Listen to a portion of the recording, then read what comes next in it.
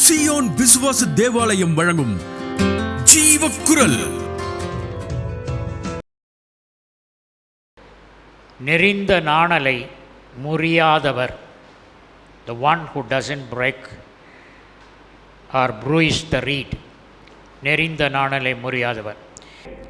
இந்த மங்கி எறியும் திரியை பற்றி சொல்ல விரும்புகிறேன்.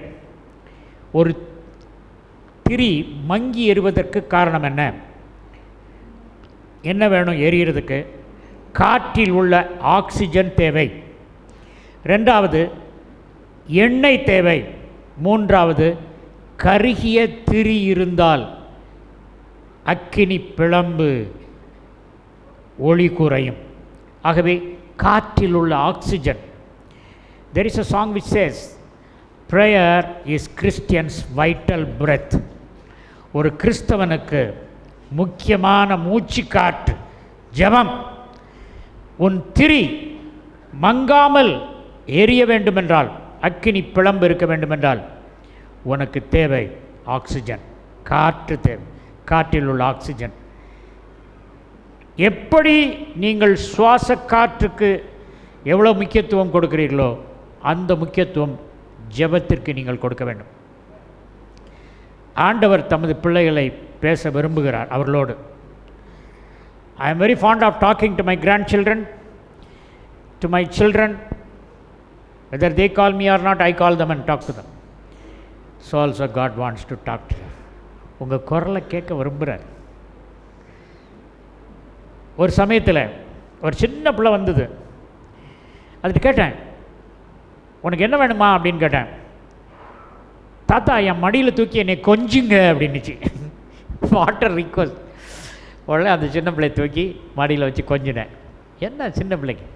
நேற்று ஒருத்தன் வந்தான், உனக்கு என்ன வேணும்பா சொல்லு, ஜெபம் பண்ணுறேன்னு. சிக்கன் வேணும் தாத்தா அப்படின்னா அவங்க அம்மா சிரிச்சிட்டாங்க, எல்லோரும் சிரிச்சாங்க. கர்த்தருக்குள்ள அன்பார்களே, நமக்கு வேண்டியது ஆண்டவருடைய அன்பு. அவர் ஏங்கிட்டு இருக்கார். நம்ம நினைக்கிறோம் ஆண்டவரை பார்க்கணும், ஆண்டவர்கிட்ட பேசணுன்னு. அவர் உங்களை பார்க்கணும், உங்களை பேசணுன்னு அதை விட பாஜியாக இருக்கிறாருங்க. தெரியுதா உங்களுக்கு? He is so desperate to talk to you. Right. ரெண்டாவது எண்ணெய். எண்ணெய் இல்லைன்னா ஹனுக்கா அப்படிங்கிறது அந்த ஆலயம்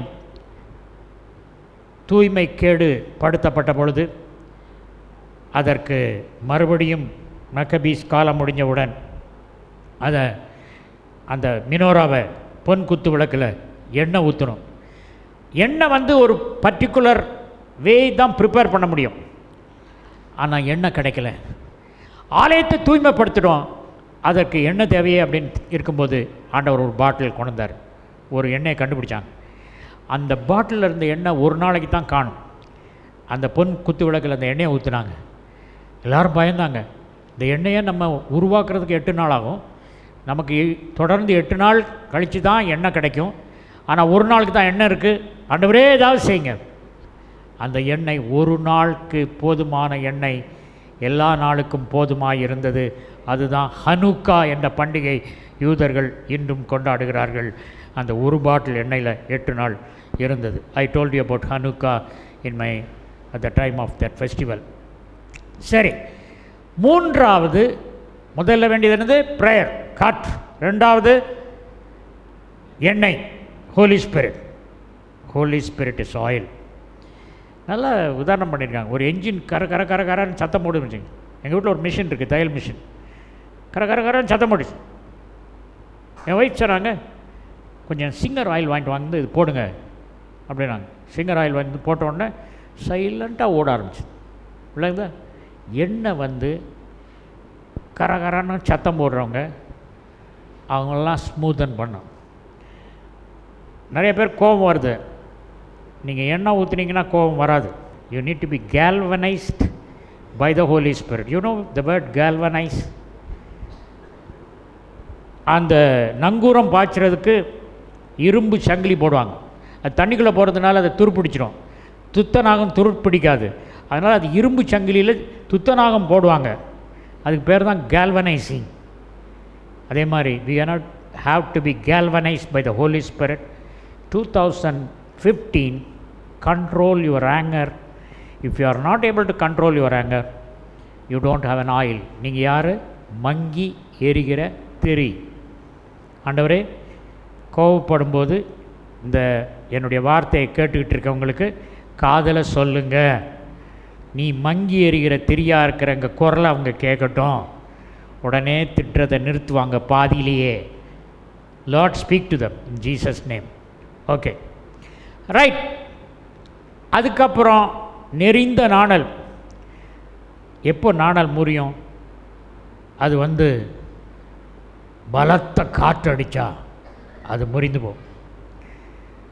வாழ்க்கையின் சூழ்நிலைகள், எதிர்பாராத சூழ்நிலைகள், எதிர்பாராத சந்தர்ப்பங்கள் தாக்குகின்றன.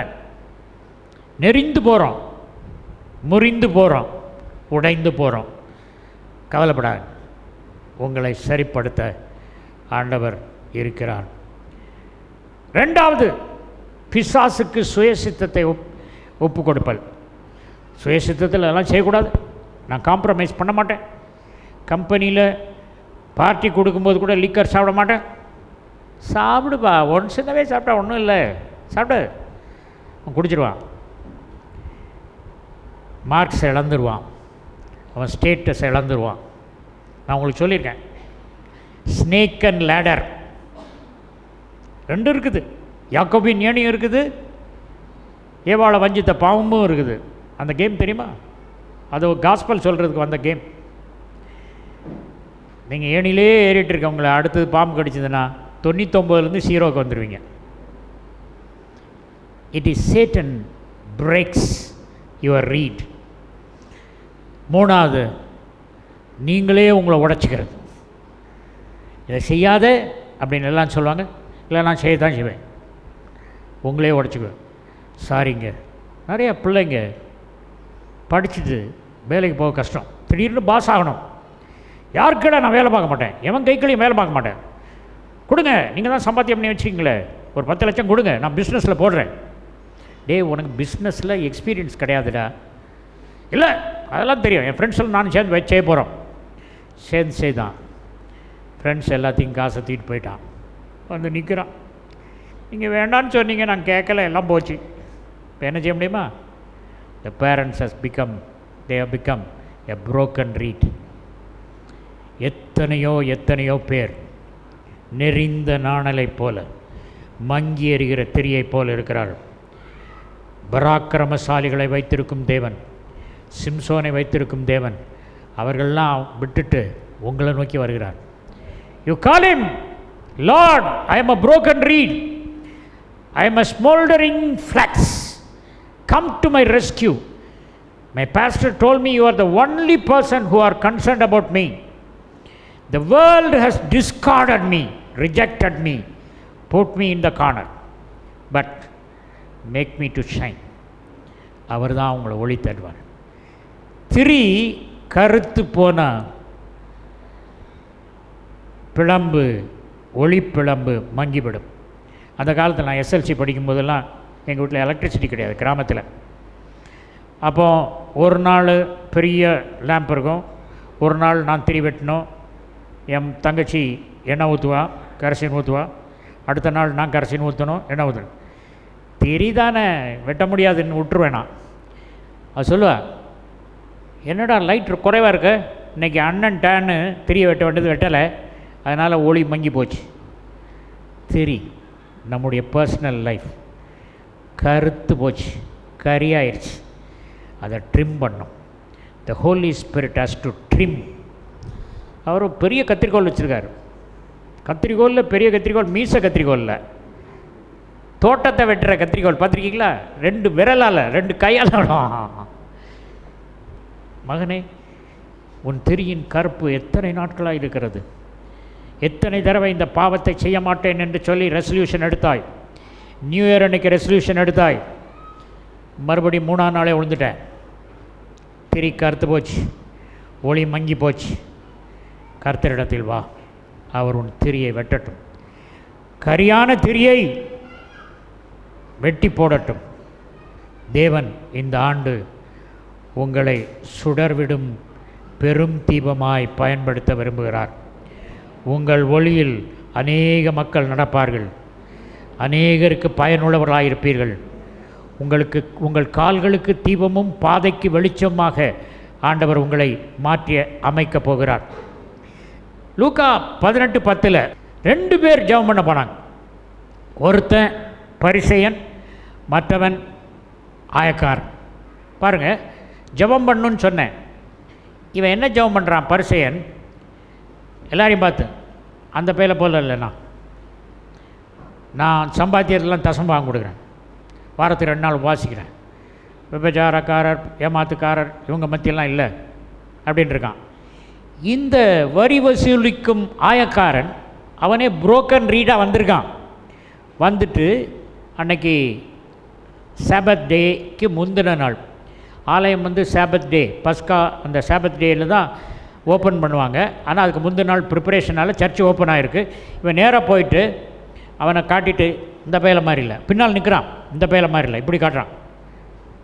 அப்படி ஜோம் பண்ணுறான்னா இவனே நொடுங்கி போய் வந்திருக்கான், உடஞ்சி போய் வந்திருக்கான்.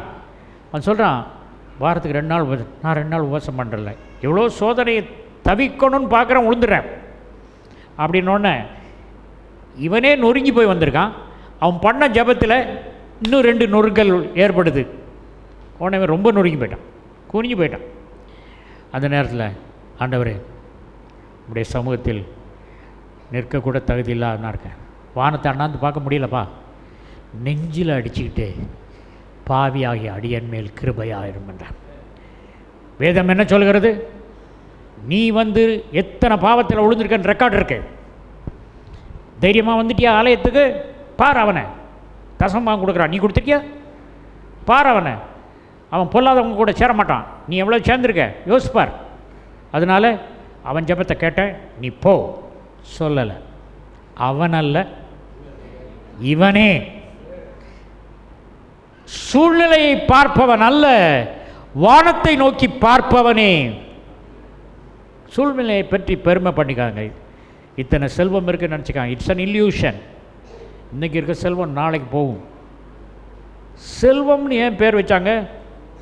துணை எழுத்து வந்ததுன்னா செல்வோம், நாங்கள் போயிடுவோம் அப்படின்னு ஆயிரும். ஓகே, கர்த்தருக்குள் அன்பானவர்களே, எத்தனையோ தானியேல், யோசேப்பு, எப்பொழுது தேவன் ஒரு இப்போ பாருங்கள், யோசேப்பை கொண்டு போய் குழியில் போட்டுறாங்க. சகோதரர்களே அந்த நாணலை முறிச்சிட்டாங்க, நம்பிக்கையே இல்லை. ஆனால் அந்த நாணலை கர்த்தர் தூக்கி சிங்காசனத்தில் கொண்டு போய் வைக்கிறார். He has become a very great impact in the society. The entire Egypt and several 8 other countries around Egypt, they were looking for food to Joseph. அந்த நாணலை எப்படி கர்த்தர் பயன்படுத்தினார். தானியேல் சிங்கக்கபியில் விழுந்தான், சிங்கங்களின் வாயை கட்டினார். அவனே ஏற்கனவே நொந்து போயிருக்கான் ஜெபம் பண்ணி. சிங்கங்களின் வாயை கட்டின தேவன். நான் நினச்சேன், தானியேலே, இந்த குகையில் படுப்பதற்கு ஒரு தலையானலாம் கிடையாது, நீ ராஜ பெட்டில் படுத்து கிங்ஸ் பெட்டில் படுத்தவன் தலையானம் இல்லாமல் எப்படி படுக்கிற? இல்லைங்க, தலையானம் இருந்தது, ஒரு கொளுத்த சிங்கத்தை தலையில் வச்சு அது படுத்துச்சு, அது தலையில் வச்சு தான் நான் தூங்கினேன். கால் கூட ஒரு தலையானை இன்னொரு சிங்கத்தின் மேலே போட்டுக்கிட்டேன், காலை நல்லா தூங்கினேன். என்னை குகையில் போட்ட ராஜா தான் தூங்கலை அப்படின்றான்.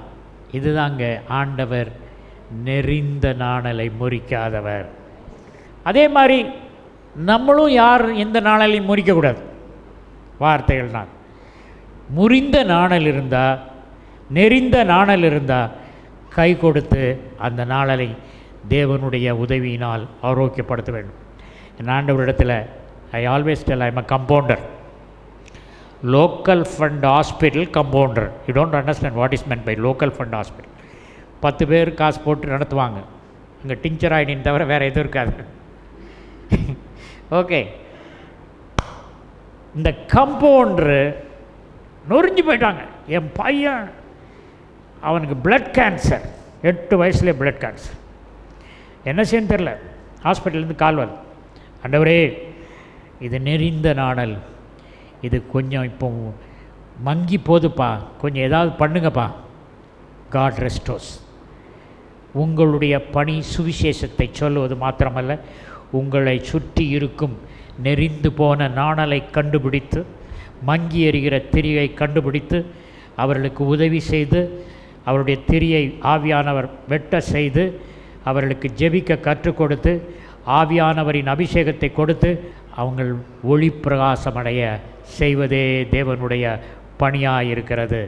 இந்த 2015 ஆண்டில் the Lord said, you will do the things that I have done. What is the thing he has done? He has not cast out the bruised reed. He has not quenched the smoking flax. ஆகவே புத்தாண்டில் அவர் செய்ததை, நான் செய்ததை நீங்கள் செய்வீர்கள். ஆண்டவரே, நீங்கள் செய்ததை நாங்கள் செய்யட்டும்பா. அட்லீஸ்ட் நெறிந்த நாணலை சரிப்படுத்தாட்டாலும், மங்கி எறிகிற திரியை ஒளி பிரகாசமடைய செய்யாட்டாலும், நாங்கள் எரிகிற திரியை ஊதி அணைக்காமல் இருந்தாலாவது செய்யுங்கப்பா.